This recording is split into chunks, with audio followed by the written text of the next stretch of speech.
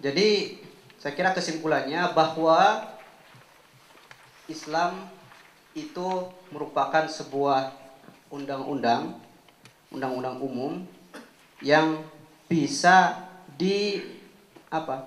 Yang bisa dipraktekkan dalam ruang dan waktu yang berbeda, tentunya dengan apa? Dengan topangan data-data ataupun apa?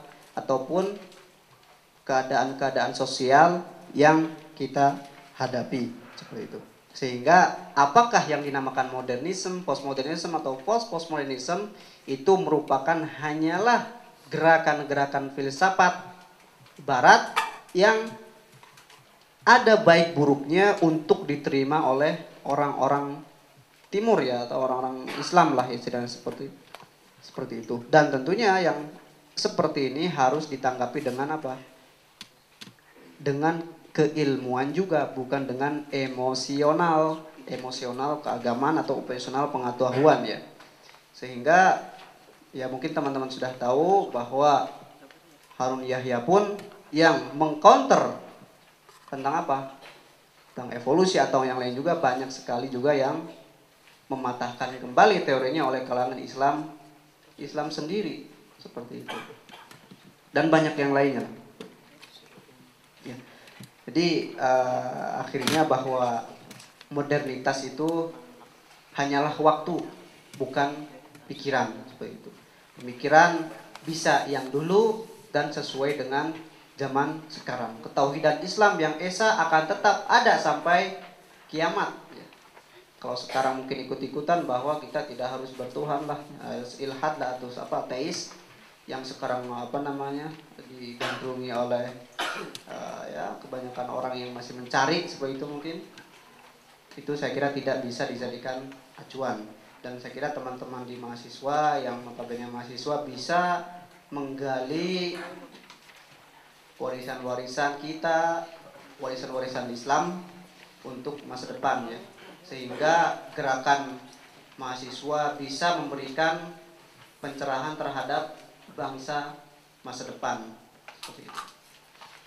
Saya kira cukup itu yang saya sampaikan sekarang. Saya juga tidak mau makalah, tidak bisa apa namanya, makalahnya tertinggal semua di Tripoli, jadi tidak bisa dibawa ke sini. Sehingga untuk nanti bagaimana peranan mahasiswa untuk kedepannya, saya kira Bapak Tagis bisa meneruskan kembali bagaimana pemuda dalam pembangunannya depan. Tidak, saya kira masih banyak yang bisa dibicarakan, tetapi karena waktu ya bagi-bagilah dengan Bapak Tamyiz seperti itu. Bisa diteruskan dengan Pak Tamyiz. Allahumma waffiq ila aqwamit thoriq. Wassalamualaikum warahmatullahi wabarakatuh. Waalaikumsalam warahmatullahi wabarakatuh. Demikian tadi pemakalah pertama dengan topik seputar Islam dan modernisasi dan bagaimana membaca kembali warisan pemikiran Islam dalam kerangka kekinian, perspektif kekinian. Kemudian kita lanjutkan dengan pemakalan berikutnya kepada Bapak Tamyiz Mukarram MA, dipersilakan. Assalamualaikum warahmatullahi wabarakatuh. Waalaikumsalam warahmatullahi wabarakatuh. Alhamdulillahirabbil alamin. Wassalatu wassalamu ala asyrofil mursalin sayyidina wa maulana Muhammadin wa ala alihi washabihi ajmain. Amma ba'du. Bapak Duta Besar Indonesia beserta Ibu, Bapak dari Indonesia, mengerti juga makalah teman saya yang dulu maksudnya, dan para staff dan rekan-rekan mahasiswa dan mahasiswi baik dari Libya maupun yang terdampar di sini.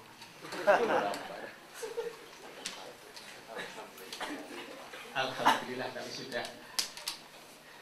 Yang penting semoga setelah acara ini semoga Allah SWT memberikan taufik, kita diberikan jalan keluar yang terbaik, walaupun setelah dari Libya karena universitasnya nasibnya nggak karuan, kemungkinan lain dengan umpamanya seperti di sini itu Universitas Zaituna itu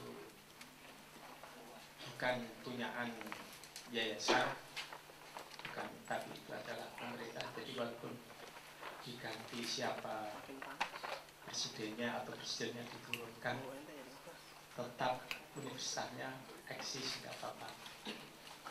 Tapi kalau Libya ini kan kalau nggak salah sama dengan Universitas Saddam dulu di Irak itu, yang dilakukan oleh langsung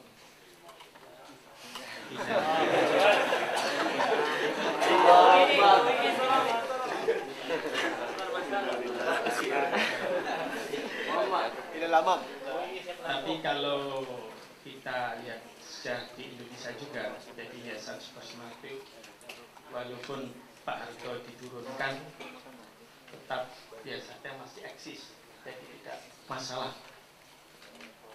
Jadi kemungkinan semoga ini universitas di Libya itu juga nanti walaupun Gaddafi turun sendiri, tetap eksis ya. Semoga kalau terpaksa mati, kalau terpaksa itu semoga transkrip nilai kemudian masih bisa diambil, karena ini adalah satu-satunya alat untuk hidup. Karena kalau umpamanya mau meneruskan di universitas yang lain itu tidak cukup dengan universitas insya Allah Islam.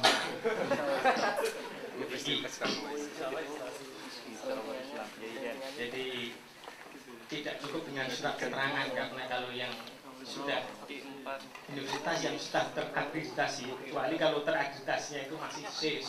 Tapi kalau sudah terakreditasi umpamanya di jurusan ini kok sudah A atau B, itu kalau tanpa transkrip nilai itu enggak mungkin.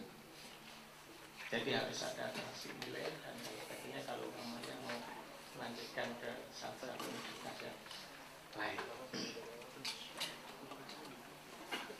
Jadi semoga bagaimanapun kita mendapatkan taufik, kita dapat pulang dari sini, ada jalan keluar. Yang belum punya jodoh dapat cepat punya jodoh.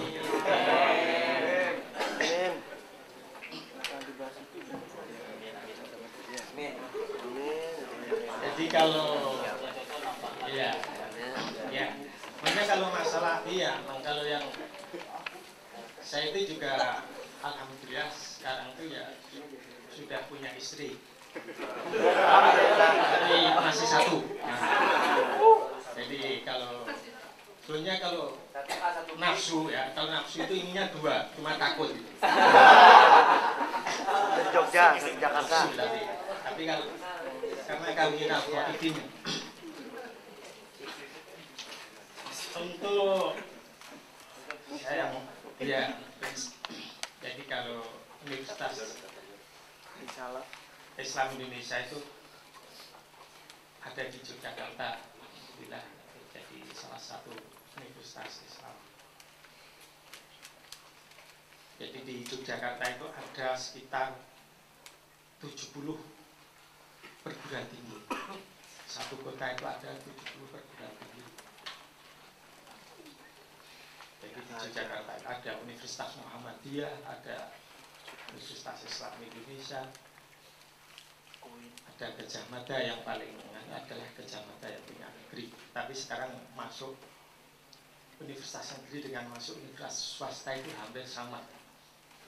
Kalau dulu itu masuk dokteran itu cukup dengan membayar uang saku sekitar ya 15 juta itu sampai selesai. Sekarang uang masuk walaupun umpamanya di UGM itu masuk kedokteran itu ya sekitar 150 juta. Tapi pegawai negeri golongan 3A nggak mungkin tuh anaknya ke sana, sulit. Jadi sama dengan swasta karena di modelnya di buat lain. Ini sebagai saja. Jadi untuk masalah pendidikan di Indonesia, memang kita sekarang tuh kalau untuk ukuran internasional tuh masih agak rendah. Jadi baik yang namanya UI yang sudah paling seperti itu sudah di tingkatan Asia masih kalah dengan universitas lain di Asia, karena universitas lain di Asia itu sangat concern dalam menggunakan riset. Jadi universitas itu dianggap maju kalau riset universitinya itu bisa paling tidak 40% itu apa yang dikembangkan oleh pemerintahan setempat itu adalah mampu untuk diserap dari riset universitas yang ada di situ. Untuk SDM katanya kalau umpamanya dianggap,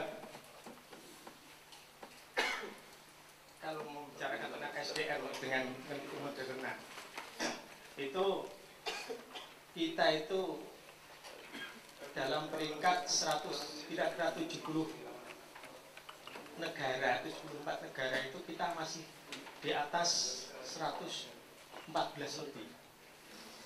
Jadi dengan Malaysia dengan Singapura itu masih kalah SDM. Apalagi dibandingkan dengan umpamanya Israel. Israel itu orang 24 itu dokternya satu. Jadi masyarakat 24 orang itu adalah dokternya satu. Jadi tinggi sekali. Kalau saya baca ini Tunis itu juga termasuk tinggi. Tunis itu tertinggi. Jadi makanya kemarin terjadi saurah tidak begitu lama, karena kemungkinan diantaranya adalah SDM-nya itu adalah Tunis adalah tinggi,